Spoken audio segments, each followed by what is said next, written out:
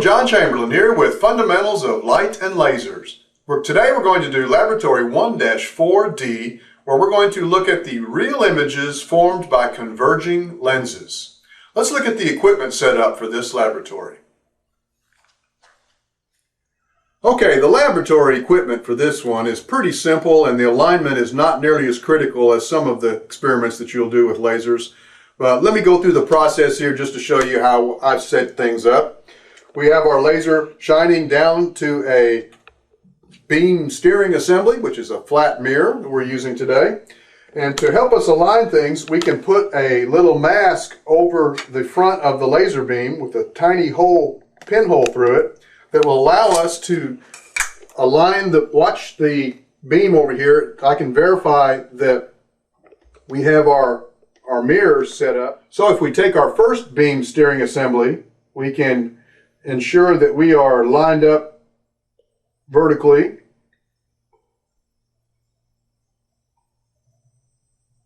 Very good. Okay, well there, now I can rotate the beam steering assembly to point to my second beam steering assembly mirror.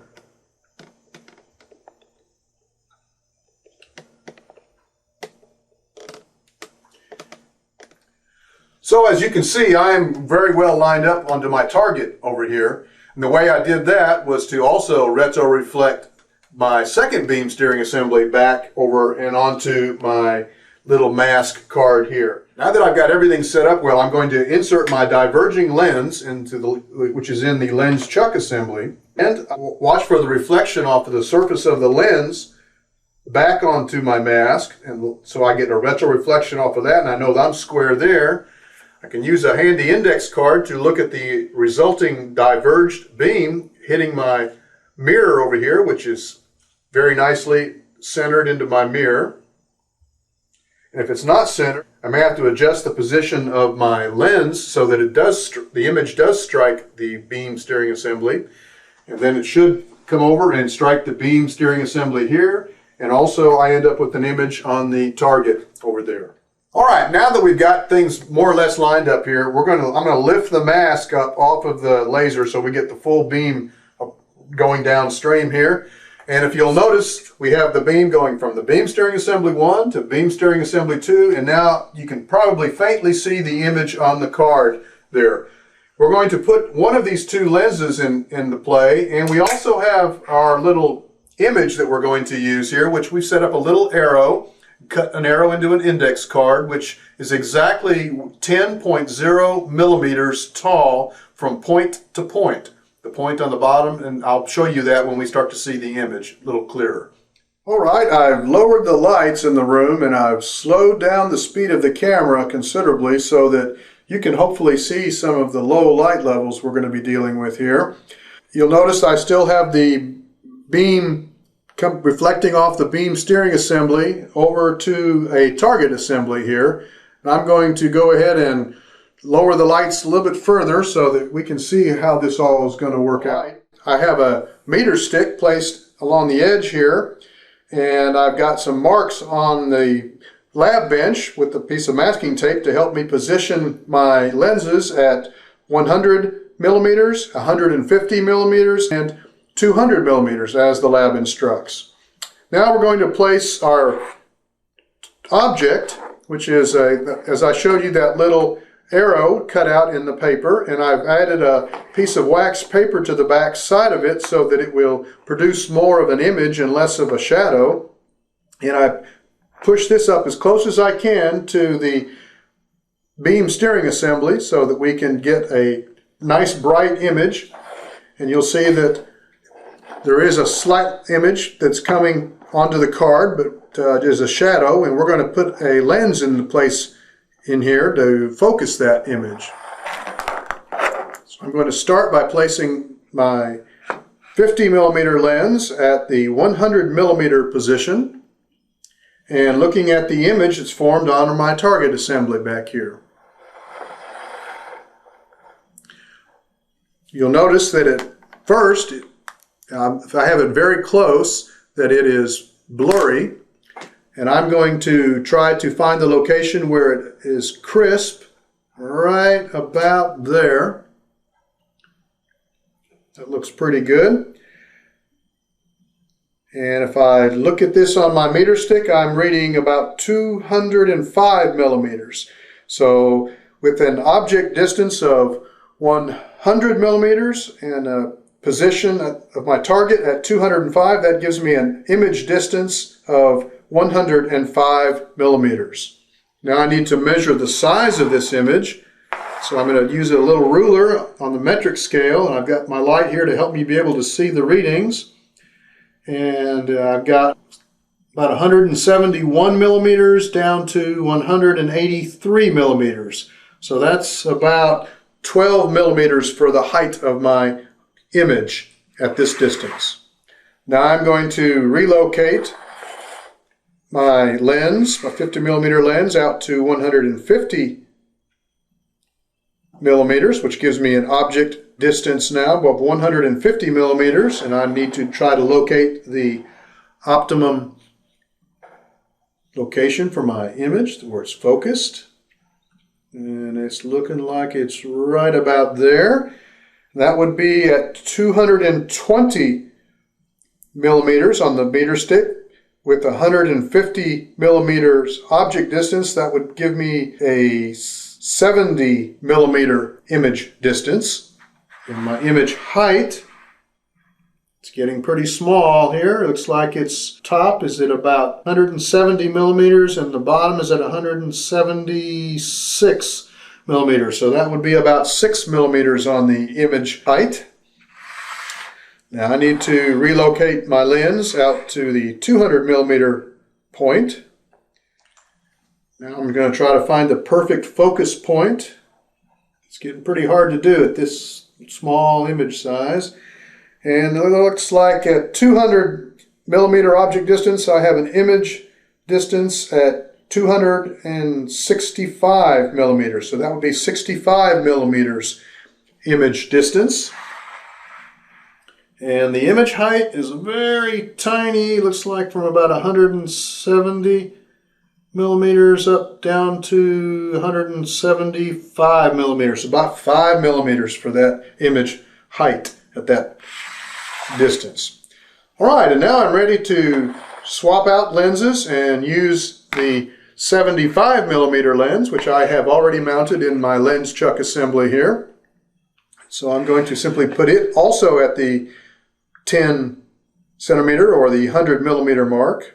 All right, so now with the 75 millimeter lens in place, this is going to be much dimmer. I'm going to try to find the optimum image here.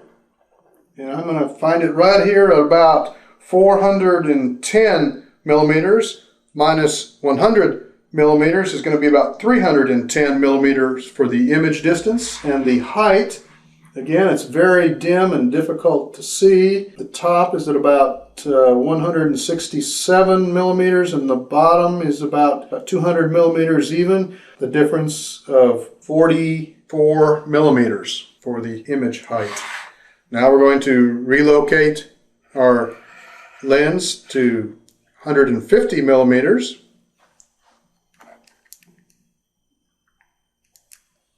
And again, try to find the perfect focus here. And I'm reading about 302 millimeters from 150. That would be 152 millimeters for the image distance. And the image height is about 168 minus 179. So that would be about 11 millimeters. And now I'll finally relocate my 75 millimeter lens to the 200 millimeter object distance. And again, try to find the crisp point here. And it looks like we're about 320 millimeters exactly. So that would be a 120 millimeter image distance. And the image size is approximately 169 millimeters down to 175 millimeters. So that's about 6 millimeters on the image size. Now we're ready to go and analyze some of that data. Okay, I'm glad to be out of the dark and into the light. Here's the data that we've got. For our 10 millimeter object, all the way down the line, we had two lenses. We had 50.2 millimeter lenses and 75.6 millimeter lenses. And we measured at object distances of 100, 150, and 200 millimeters for each set of lenses. And we measured image distances of 105 millimeters with an image height of 12 millimeters, 70 millimeters with a 6 millimeter object height, and a distance of 65 millimeters with 5 millimeter height. Similarly, for the 75.6 millimeter lens, we have 310 millimeters at 44 millimeter height, 152 millimeters with an 11 millimeter height, and 120 millimeters with a 6 millimeter height. Those are the numbers you should have collected from my measurements, and yours could obviously vary, and I hope that you'll take your measurements to heart as we do these calculations. We're asked to calculate the predicted image distances for each of these. Let's see how that would work. The formula that you're used to seeing in your book, you start with 1 over f equals 1 over p, the object distance, plus 1 over q, the image distance. And we need to solve for the image distance, q, which is what's used in the book and the lab as s prime. If you do that, you will find that the image distance is equal to the value of p times the value of f divided by p minus f. Or in our terminology, that would be s times f over s minus f. So if we'll do that calculation for each of these, we'll be able to come up with the predicted value. So keep that formula in mind. And now if you will take, for the very first one, we'll have 100 times 50.2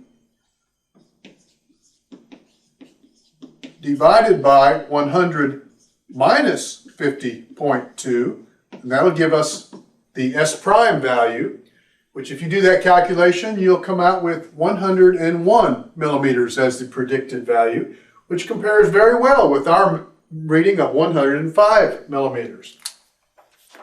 And similarly for the other pairs of data, you can take 150 times 50.2 divided by 150 minus 50.2, and you'll get 75 millimeters. And so on. You can do the rest of those calculations yourself. And you can see that we got fairly close with our numbers. Now for the image size, the formula that you'll use is that the magnification is equal to the image height divided by the object height, which is also equal to the negative sign of the image distance divided by the object distance. And we need to find what the image height is. So if we solve this part of the expression for that, we will find that the image height is equal to the object height times negative Q over P. Or in our terminology, that means that Y prime is equal to Y, the image object size, times S prime divided by S. And that's what we will use in our calculations here. So, keeping that in mind, then for our first readings, we have 10, Y predicted will be the object size of 10 times the image distance of 105 divided by 100.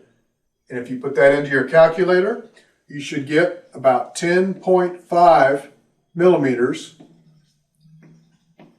for the predicted, to compare with we measured 12 millimeters.